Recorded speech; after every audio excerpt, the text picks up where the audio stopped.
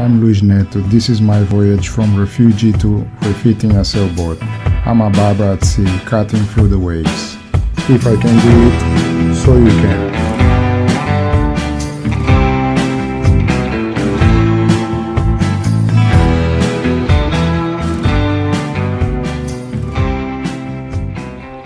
In this episode, I'm taking on the task of building a fiberglass sprayhood, also known as a dodger. This is essentially a protective shield around the cockpit that blocks wind, spray and rain, keeping the area dry and providing some relief from the elements. On a windy day in a rough seas, it makes a huge difference in comfort and safety. Building it from fiberglass makes it strong and durable, so it can handle harsh conditions over time. Here is the old dodger. As you can see, it's completely torn apart, too old. They don't last, so I thought I'm gonna make one out of fiberglass. I just had to put it back here so I can take the measurements.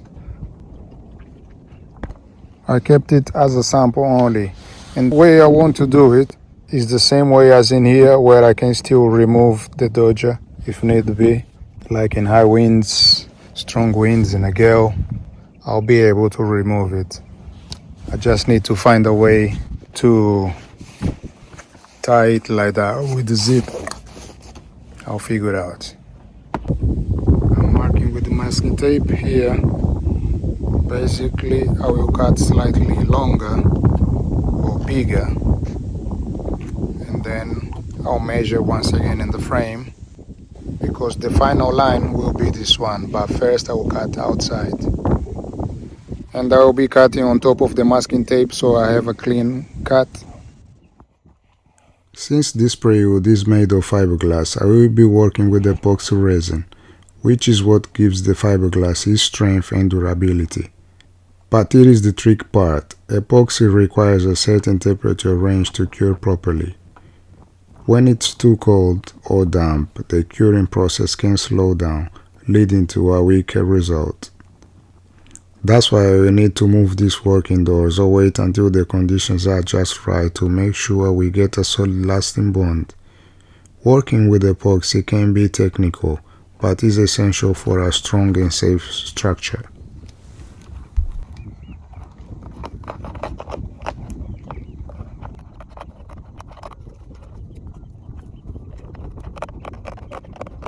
Now I will cut all around it, but I will spare you from watching all this, so I'll skip it.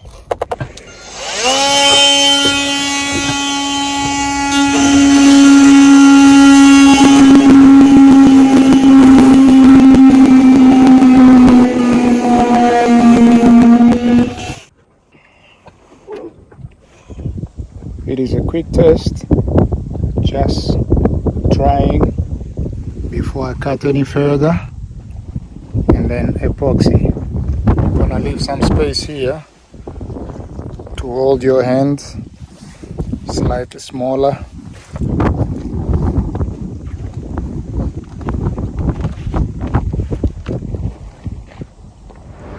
I'm going to the boat. I need to buy a couple of things to winterize the boat. We're trained to catch are now 10 o'clock. I'm departing from Norwich to Ipswich.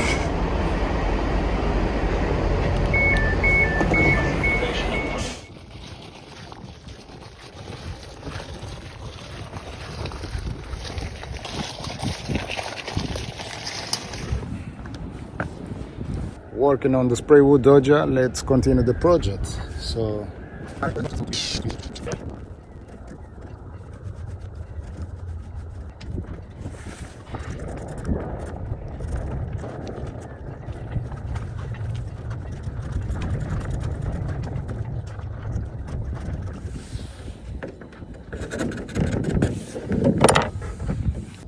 this is what I'm doing right here, making a hose to attach as it was before. I'm trying to do the same on all these places where I've marked with the tape.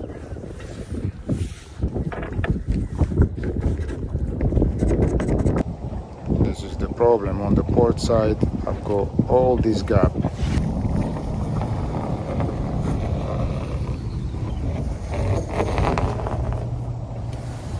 And then on the starboard is all close to each other.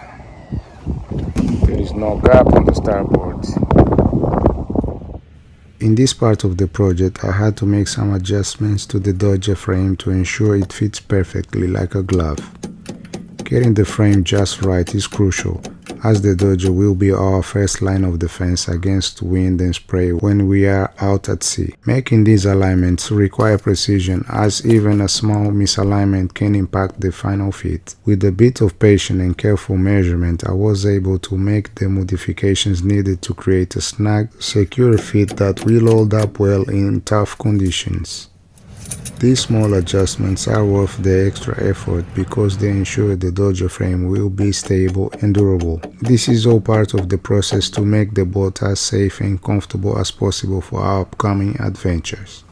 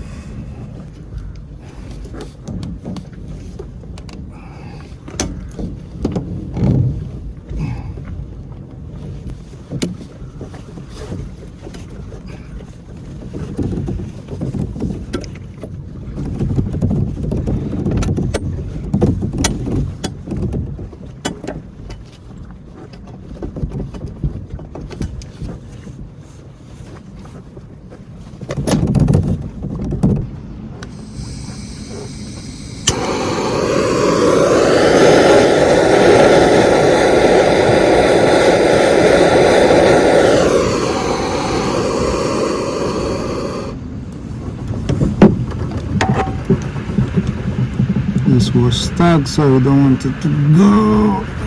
Finally, with the fire, it was easier to remove.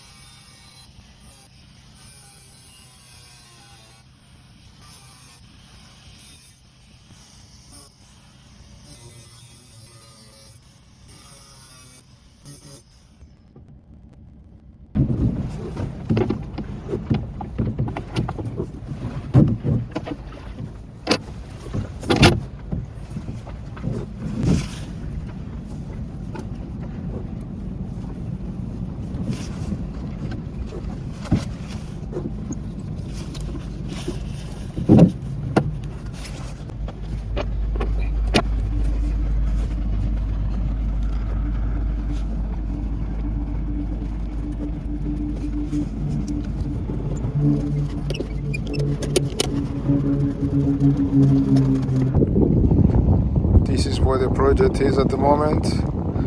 I've managed to do exactly the same as it was before. I'm using the same fittings to hold it in place. I'm using the same fittings to hold it in place.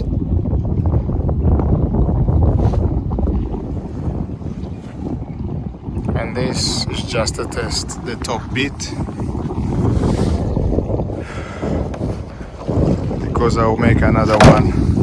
This one, as you can see, is not great. Too many marks. I don't want it to be like that. I want it to look great like this one. There is no bubbles whatsoever. It's because the floor where I've done is not right, and so I put plastic back so that it don't stick to the floor, but because the shape of the plastic. And this is the view from the inside. Just a pre-test.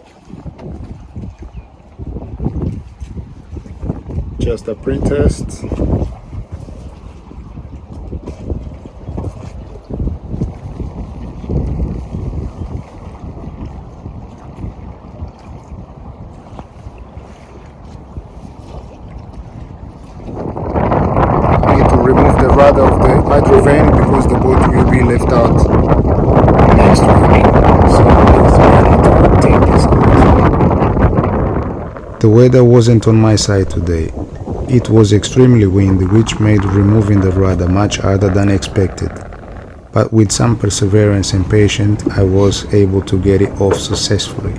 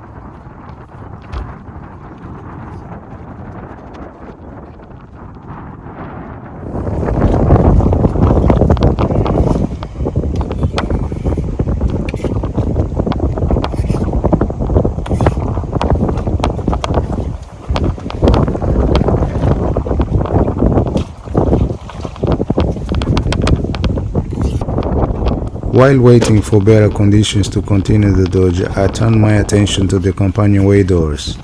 I had some plywood ready, but I quickly realized I didn't have quite enough to complete both sections. So a supply run is in order to pick up more plywood and make sure the doors are well prepared for any weather we encounter. I'll be changing the wood here in the companionway because they have done it like that. They had plywood and this sort of MDF, and this now damaging, as you can see, and these swallows. So I'll be removing this one and adding this piece of plywood. For that I'm gonna have to trim it. Okay, enough of talking, let's do this.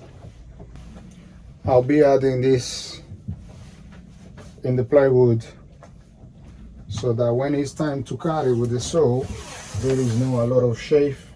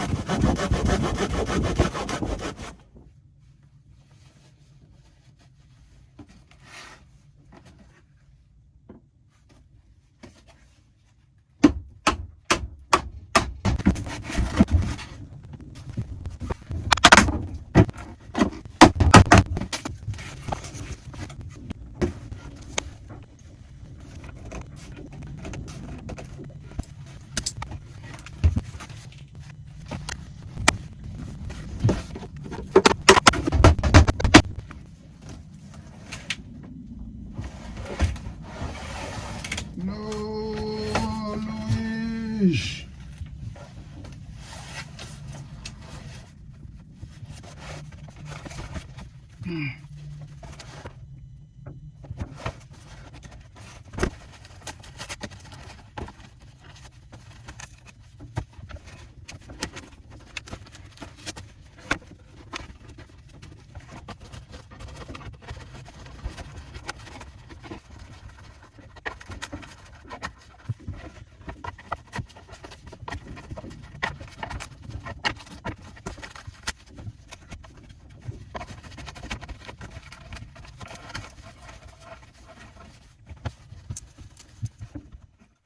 In this part of the project, I'm running into a bit of a challenge with the position in the windlass. As you can see, the locker is right in the way, making it tricky to find the ideal mounting spot. I want to make sure the windlass aligns well with the bow roller and that the chain flows smoothly without any issues. I would love to get your input on this.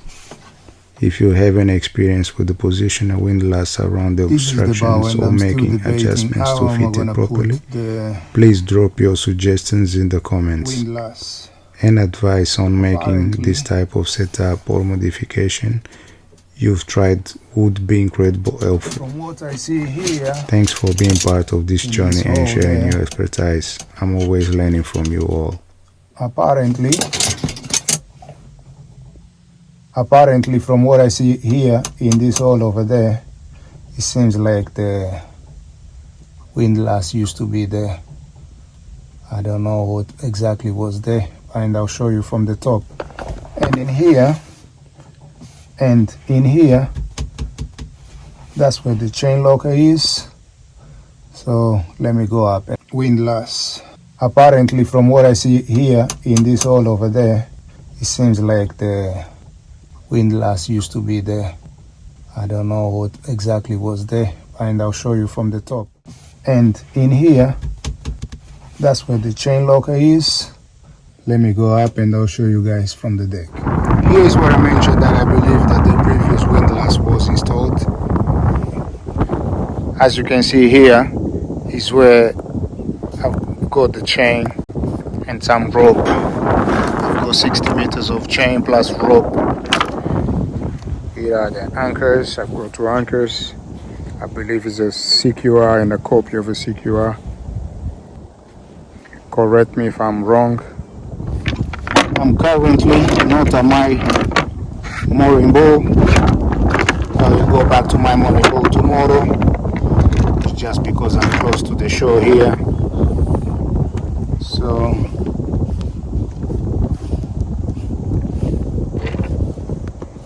just locking all this back in place.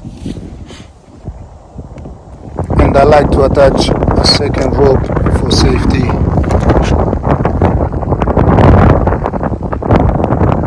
Some of the screws snap while I was removing this piece of wood, so I've got a little bit of screw poking out, which I'm trying to file it before I stick them two woods together, or the plywoods together.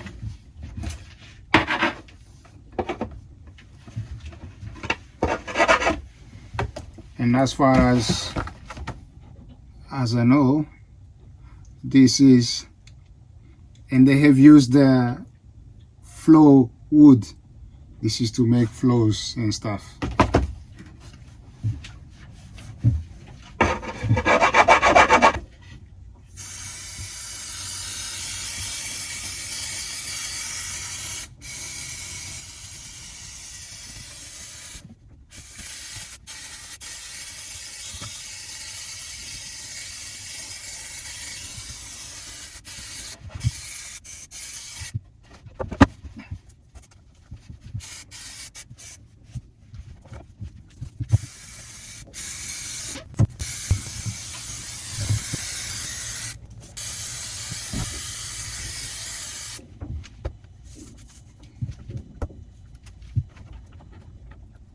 These are the moments that make this project so fulfilling, even with the unexpected setbacks. There is always something to learn, and each challenge builds a resilience. Thank you for joining me on this journey. If you are enjoying the series, don't forget to like, comment, and subscribe. Stay updated. I'll see you next week.